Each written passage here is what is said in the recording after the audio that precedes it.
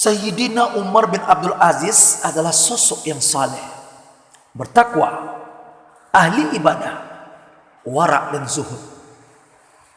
Di samping itu adalah seorang pemimpin yang adil, lurus dan cerdas, mencintai dan mengasihi rakyatnya, sayang dan baik pada mereka.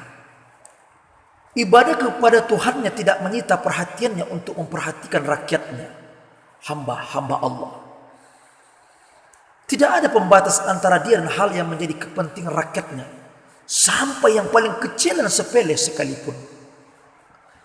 Walaupun sedemikian berat beban khilafah dan pemerintahan serta beban politik seorang raja yang acap kali memaksa tidak tidur sama sekali, tidak membuat Umar bin Abdul Aziz meninggalkan kewajibannya untuk taat beribadah kepada Allah Subhanahu wa taala. Umar bin Abdul Aziz biasa menghabiskan siang hari dan sebagian malam untuk kepentingan umat. Dan begitu selesai mengerjakan semua itu, segeralah ia menjelma menjadi seperti apa yang difirmankan Allah Subhanahu wa taala dalam Al-Quran surah Az-Zumar ayat 9, yang artinya, orang yang beribadah di waktu-waktu malam dengan sujud dan berdiri, sedang ia takut kepada azab akhirat dan mengharap rahmat Rabbnya. Orang-orang terbiasa mengucapkan ungkapan, seperti apa keadaan kalian? Seperti itulah kalian diperintah penguasa.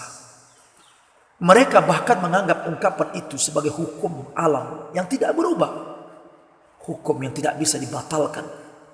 Apa yang terjadi pada manusia di zaman Umar bin Abdul Aziz membuktikan hal itu. Pemimpin ibarat kepala. Jika ia baik, anggota badannya akan ikut baik. Umar bin Abdul Aziz memerintah dengan penuh cemas, takut.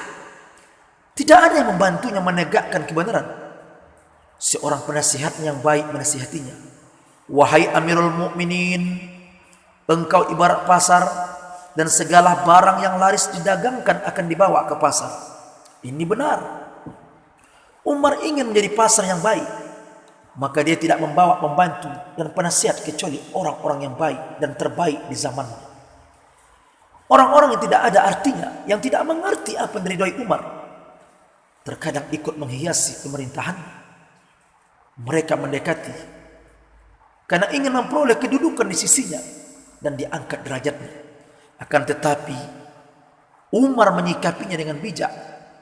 Ia tetap menebar rahmatnya pada manusia, melipat dosa rakyatnya, lalu disimpan untuk dirinya sendiri.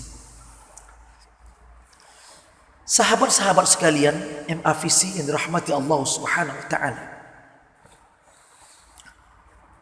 Jika pepatah mengatakan bahwa ilmu didapat dengan belajar, berakhlak diperoleh dengan pembiasaan, sudah semestinya para pemimpin-pemimpin kita mentauladani khalifah yang saleh ini. Sebab di dalamnya terdapat akhlak-akhlak mulia, petunjuk-petunjuk kebaikan, lalu kita dapat mengambil darinya hikmah-hikmah terbaik, nasihat-nasihat terbaik. Karena hal inilah banyak para ulama dalam Islam yang merangkum kisah dan keutamaannya untuk dijadikan pelajaran di dalam kehidupan kita.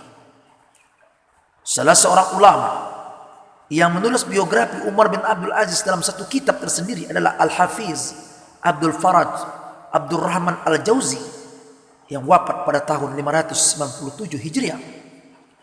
Saudaraku Sayyid Muhibbuddin Al-Khatib diberi kesuksesan dapat menerbitkan sejak 15 tahun yang lalu. Ia telah memberi sumbangsi berharga pada umat, sehingga umat berterima kasih kepadanya. Sahabat-sahabat sekalian, sahabat-sahabatku MAVC yang dirahmati Allah Subhanahu wa taala, para pendengar di mana saja berada. Dalam sebagian riwayat yang disebutkan bahwa pada zaman Walid bin Abdul Malik suka pada bangunan mewah, maka manusia pada masanya saling bertanya dan berbincang tentang pembangunan mewah. serta berlomba-lomba membuat gedung-gedung megah. Saudaranya yaitu Sulaiman mempunyai kesukaan makan-makan mewah. Karenanya pembicaraan manusia pada zamannya adalah tentang makanan-makanan itu. Sangat berbeda dengan Sayyidina Umar bin Abdul Aziz. Beliau pemimpin yang saleh, pemimpin yang bertakwa kepada Allah Subhanahu wa taala. Karenanya manusia pada zamannya berbincang-bincang tentang ibadah dan tilawatul Quran. Jadi sebagaimana raja-raja, sebagaimana pemimpin-pemimpinnya mengikuti pola rakyatnya, begitu pula lah manusia mengikuti agama rajanya. Sahabat-sahabatku sekalian, mari kita renungkan, apakah pemimpin-pemimpin sekarang ini merupakan pemimpin-pemimpin yang sangat peduli kepada rakyatnya? Apakah pemimpin hari ini pemimpin-pemimpin yang bertakwa, atau sebaliknya pemimpin-pemimpin yang zalim terhadap rakyatnya dan zalim, khianat terhadap apa yang diamanahkan kepadanya? Kenapa kisah daripada Umar bin Abdul Aziz tidak bosan untuk diceritakan dan sangat menarik?